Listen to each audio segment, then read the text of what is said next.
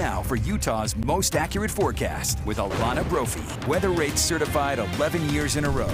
It's not every day you get to see powder on Red Rock, but that's what we're seeing in the Four Corners area. Live look from Monument Valley. They had snow come through, and this is such a gorgeous shot. You know that rockscape is famous. You see it in commercials, but you don't always see it with snow. But you get to today. Happy Friday Eve. It is a cold one throughout the state. High pressure, though, in control, bringing in dry conditions and those clear skies that we're seeing throughout the Beehive State. Increasing cloud cover on the way, but we're not going to worry about that because it's a really nice afternoon if you like the cold, because that's exactly what it is. 35 in Salt Lake, but it feels colder due to the wind chill. Along the Wasatch Front, we're going to see those numbers dropping into the 20s. We've got a frigid overnight ahead yet again.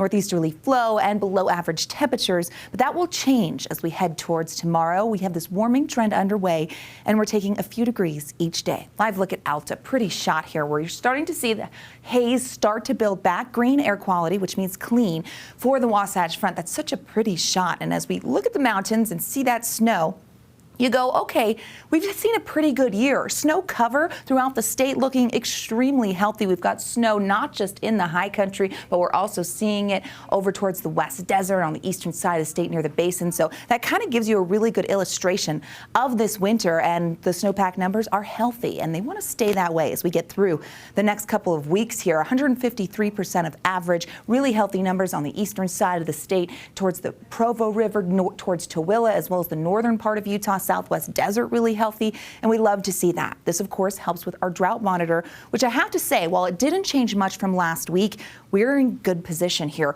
Extreme drought, which you see in red, only 4% of Utah battling that. We've been chipping away with that with our active pattern, so we absolutely love to see it. 53% of the state, so more than half of Utah in severe drought. That's category 3 on a scale of 5. Let's compare that to where we were last year. Now, if you remember, Mother Nature just shut off that spigot and we had very, very dry conditions. We were at 34% for extreme drought and 97% of the state in severe drought. So progress has been made with this wet winter, but it does not solve our drought problem. We definitely need an active pattern to continue as we get through April 1st, and then a wet spring would be nice. Mother Nature, I hope you're listening. High pressure in control today as we head into tonight, mostly clear skies. We will see wind chill causing a bit of an issue yet again in portions of southern Utah. Tomorrow, building haze, so we are going to see air quality starting to decline just a little bit, and as we roll into Saturday, the haze will hold on, but notice that increasing cloud cover in the north. We get a little system coming through and then a bigger active pattern into next week. We also know air quality will decline with that moderate air expected in eastern Utah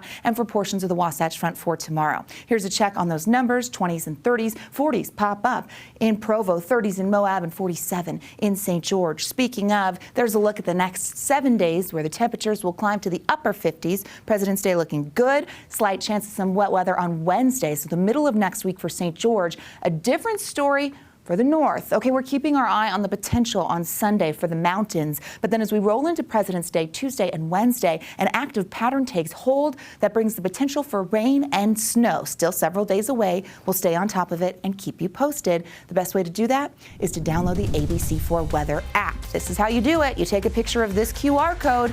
It takes you to the App Store. Download it for free, and then you have Utah's most accurate forecast wherever you go.